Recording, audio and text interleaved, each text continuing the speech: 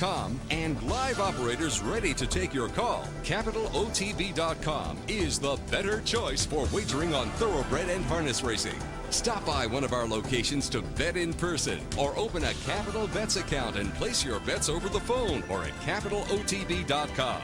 Whether you're on the road or in the comfort of your own home, Capital OTB is the better choice.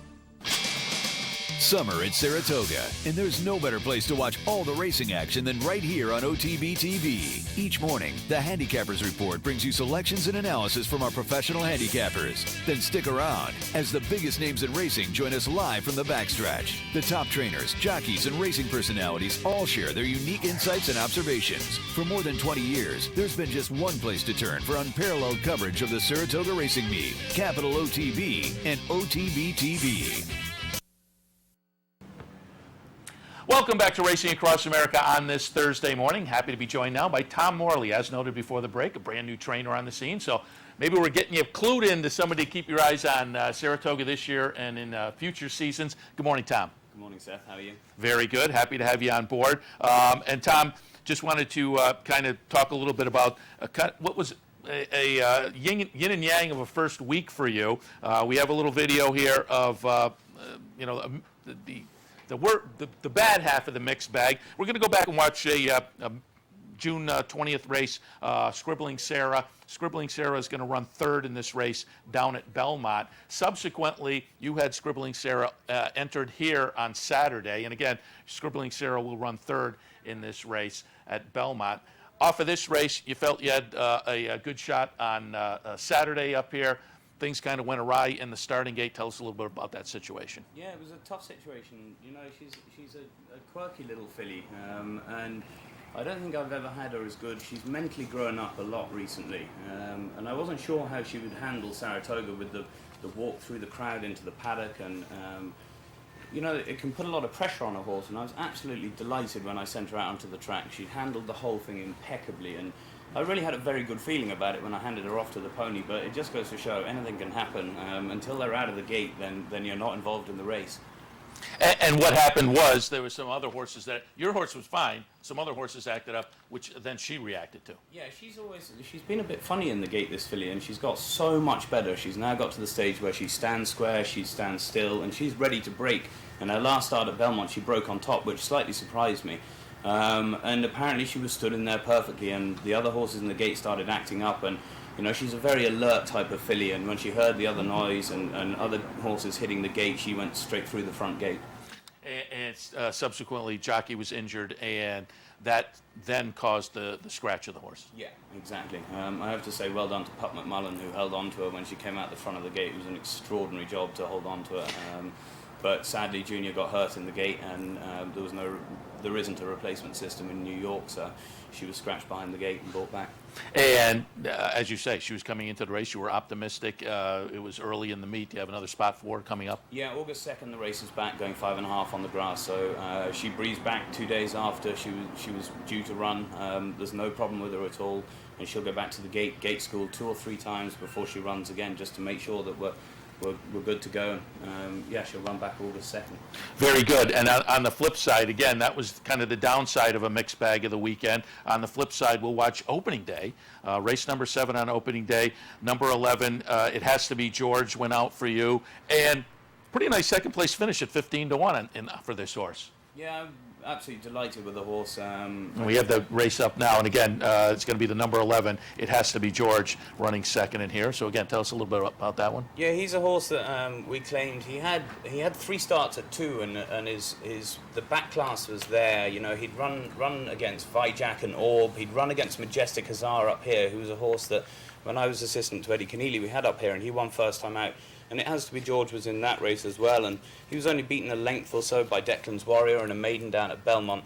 He then went to the bench for 6 months, which is always a little bit of a concern, but he's a very, very big horse, this, and George Weaver's an extremely patient trainer, and I think that they probably just gave him the time. We claimed him down at Belmont, and he's done ever so well. he's a horse that I hope will progress into a very nice horse, and I thought it was an extremely encouraging first start against winners. Yeah, it lightly raced horse with only 4 starts coming into that race. That was a salty little race. Titletown 5, I think, is a very nice horse, so you have to be pleased with that.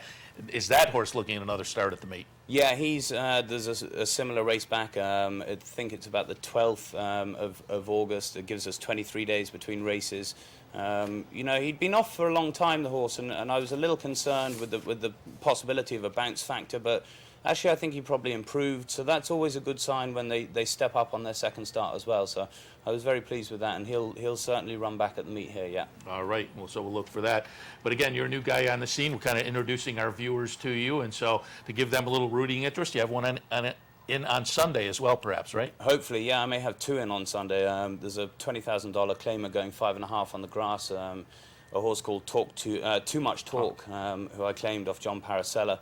I think he'll appreciate a switch from dirt to turf.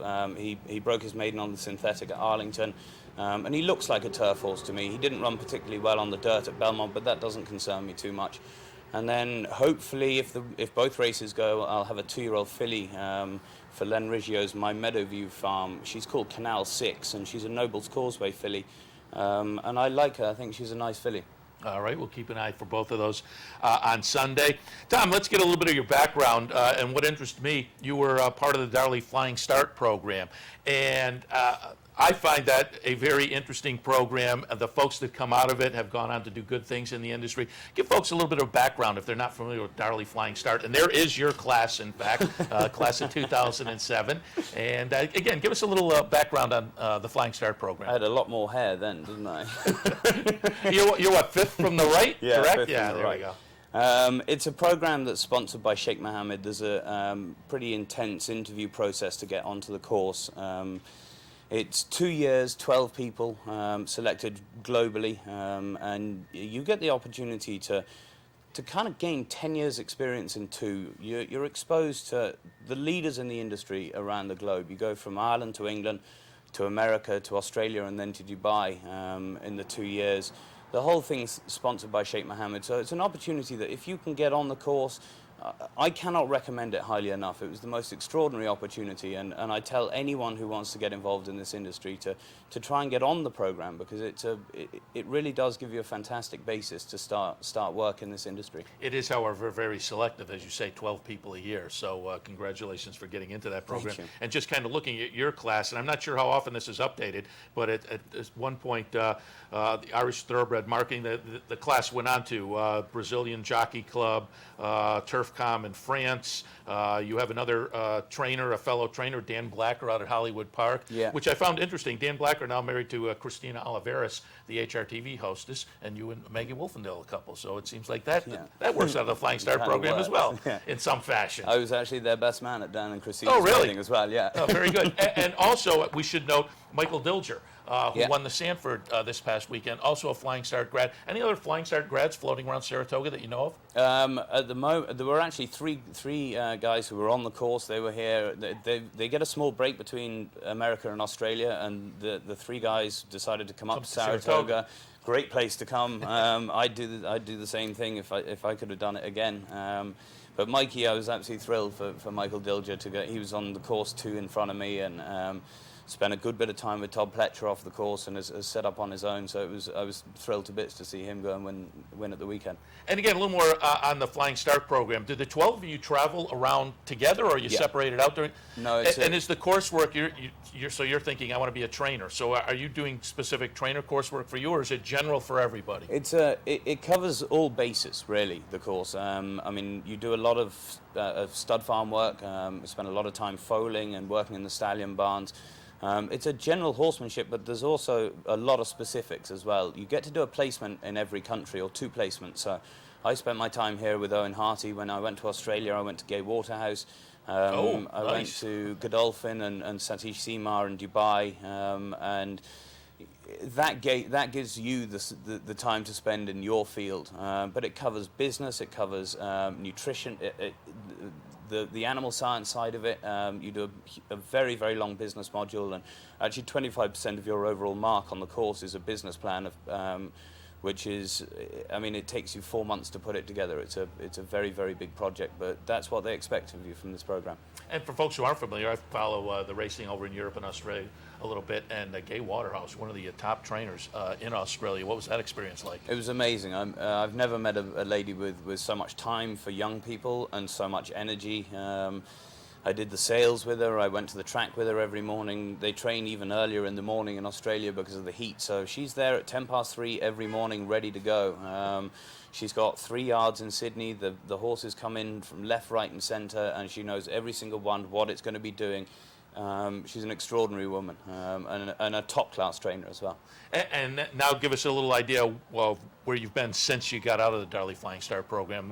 What was the career path since then? I went to Jeremy Nazida in Newmarket as assistant to him. We had between 100 and 120 horses there at the time. Jeremy's probably best known over here for winning the Breeders' Cup Juvenile with Wilco. We won the Gotham 5 or 6 years ago with Awesome Act, who was a horse I was involved in.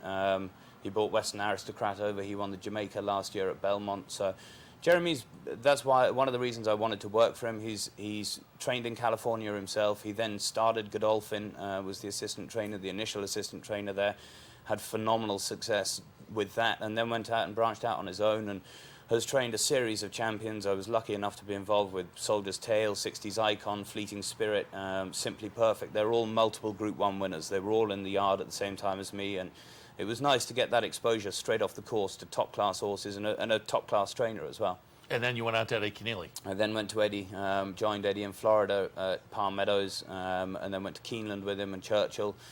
Then we came from Churchill to here, and then back to Belmont, and Eddie left a division in New York from there, and I ran his division in New York for him. And how long was that? That was 18 months in New York, and I was with him for a total of 2 years. And from there it was to being on your own? Yeah. And how long have you been on your own? I started in March this year, and with one horse, Treble Maker, and we're doing good. We're building up the stable. We're up to how many do you have now? We're up to a dozen now, and I said if I could pick up a horse and an owner every month for the first year, then I'd be happy. And we're quite a long way in front of that, so that's good.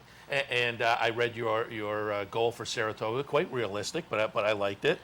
Well, this is the hardest place in America to win a race. There is no doubt about that. So if I win a race here, I'll be happy. I'll take a winner. I'll be disappointed if we don't win a race here, and I'll be thrilled if we win more than that. I feel we've got good, solid chances here throughout the meet, and if the horses stay healthy and they stay sound, then hopefully we can knock that winner out. As I say, the second place finish on opening day and what I thought was a salty field was certainly a nice way to kick off the meet. And just before we let you go, obviously the Darley Flying Start program, you've been all over the world, racing courses and training yards and whatnot. You were over in England for the early part of your life, obviously, over there also right after Flying Start. So you've experienced racing all over the world. Give us maybe a little comparison, your impressions of Saratoga facing off against some of those places. My favorite race meeting in the world is the Melbourne Cup meeting. They set it up beautifully. It's a week long. There's a day's racing, then a day off, a day's racing, a day off. It's fantastic racing. Saratoga's a bit like Deauville in Europe. It's a half-party atmosphere. The racing is absolutely top class every day.